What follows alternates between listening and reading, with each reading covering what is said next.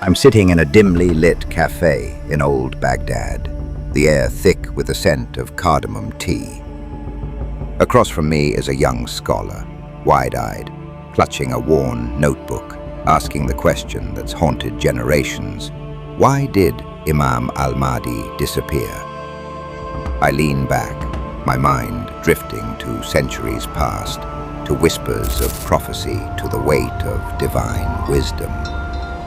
But before I answer, I'm pulled back to a dusty street in Medina, where a man named Sahal Khurasani once stood before Imam Ja'far al-Sadiq, asking a question not so different.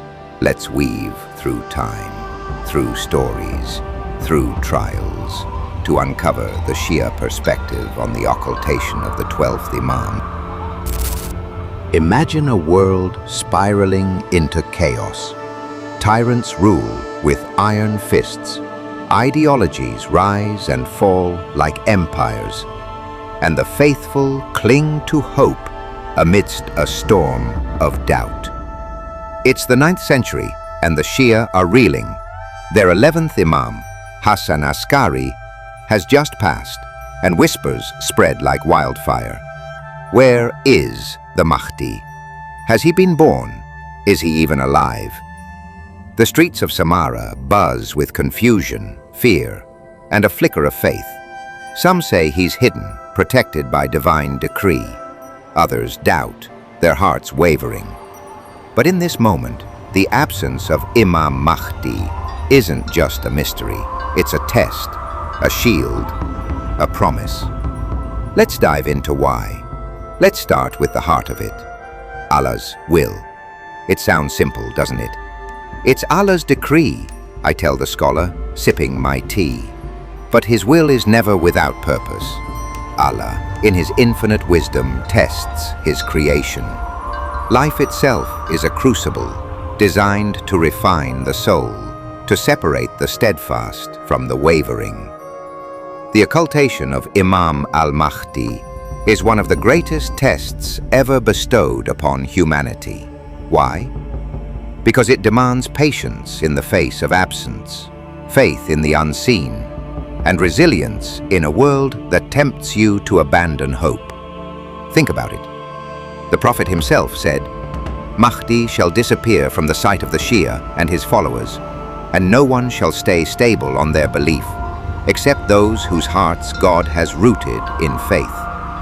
This isn't just a test of belief, it's a marathon. When the occultation stretches across centuries, doubts creep in.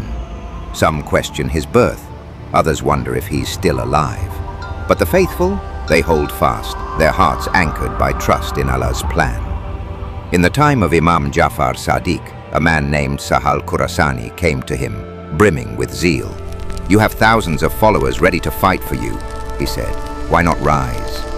The Imam's response was a lesson in divine timing. He pointed to a blazing oven and asked Sahal to step inside. Sahal balked, terrified. But then, a devoted follower, Harun Makki, walked in without hesitation, unscathed by the flames. The Imam turned to Sahal and asked, "How many in Khurasan are like him?"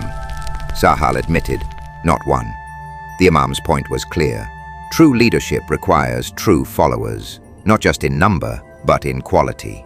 The world wasn't ready then, and it isn't ready now. Let's step back into Samarra, where the Abbasid caliphs ruled with paranoia. The Imams of Ahlul Bayt were a threat, not because they led armies, but because their presence exposed the caliph's moral bankruptcy. Their knowledge, their piety, their very existence was a mirror that reflected the ruler's shortcomings. So, what did the Abbasids do? They imprisoned, surveilled, and isolated the Imams. Imam Ali Naqi was dragged from Medina to Samarra, kept under watch like a prisoner.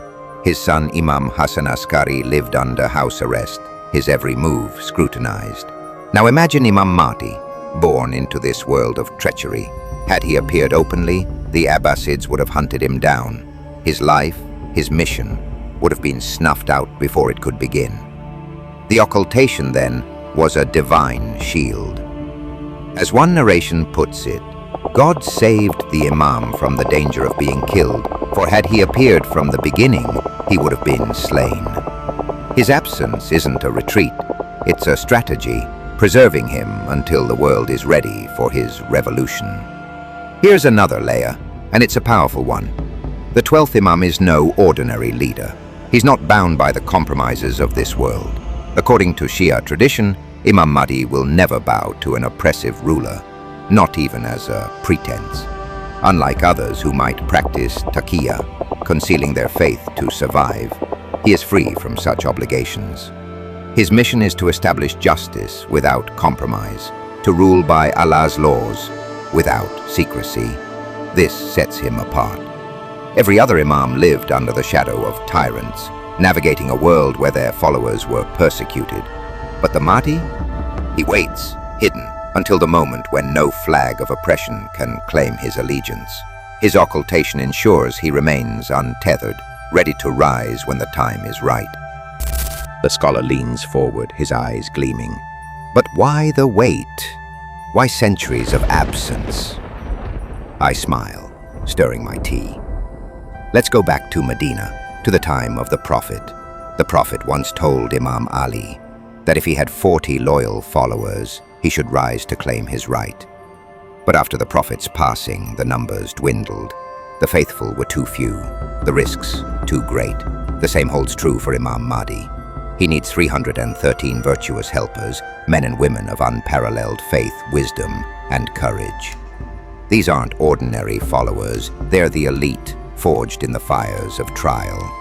And it's not just the 313, he needs 40,000 more to fill the ranks of his government. These people don't appear overnight.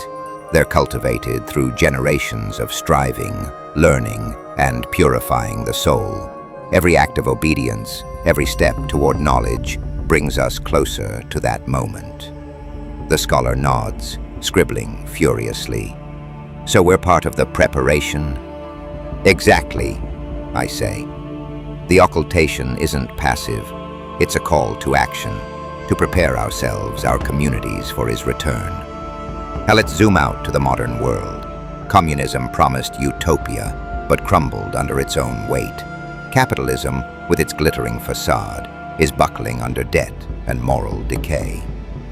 Every ism humanity has tried, socialism, nationalism, secularism, has shown its cracks. The Shia believe that Imam Mahdi will appear when these ideologies have exhausted themselves, when people raise their hands in despair, crying out for a divine solution.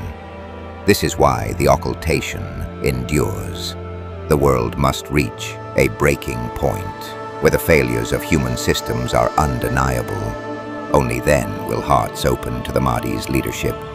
As the Hadiths foretell, his return will follow wars, destruction, and the rise of figures like Dajjal and Sufyani, symbols of chaos and deception. When humanity is ready to accept a divinely appointed guide, he will emerge. Back in the cafe, the scholar's face softens. So, the occultation is a mercy. I nod. It's a mercy, a test, and a promise. The Shia faced unimaginable trials after Imam Hassan Askari's passing. Some wavered, believing in 13 Imams or doubting the Mahdi's existence. But the scholars, armed with the Prophet's traditions and the Quran, held firm. They preserved Shiaism, guarding its truth against persecution. I lean closer. Think of it like this. The occultation is a mirror. It shows us who we are. Do we despair, or do we strive? Do we cling to faith, or do we drift? The Mahdi's absence isn't abandonment. It's an invitation to grow, to prepare, to become worthy of his return. The legacy of the Imams, a foundation for the future. Let's weave back to the past. The Imams, from Ali to Hassan Askari, weren't just leaders. They were teachers, preserving the Prophet's message in a world that sought to silence them. Imam Ja'far al-Sadiq, in a rare moment of freedom during the Umayyad-Abbasid clashes, taught thousands, including figures like Abu Hanifa. His classes laid the foundations of Shia jurisprudence, theology, and ethics. But the world wasn't ready for their vision. The Imams were killed, one after another, just as prophets were before them. The Prophet himself said, "No prophet was ever annoyed as much as me." The people's rejection of divine guidance didn't end with him. It continued through the Imams. And yet the Shia endured, their faith unshaken, their scholars safeguarding the truth through centuries of persecution. The scholar closes his notebook, his eyes distant. So, the occultation is about us, as much as it is about him. I nod, the cafe now quiet, the night settling in. Exactly. The Mahdi waits for us to be ready, for our hearts, our actions, our world to align with his mission. Every step you take toward righteousness, every moment you resist despair, you're preparing the ground for his return. I pause, letting the weight of it sink in. The occultation isn't just a mystery, it's a challenge. It's Allah asking, will you trust me? Will you strive for me? When the time comes, when the 313 are ready, when the world cries out for justice, he'll appear. And when he does, it won't just be the end of the wait, it'll be the beginning of a new world. The scholar smiles, a spark of hope in his eyes. And as I finish my tea, I feel it too.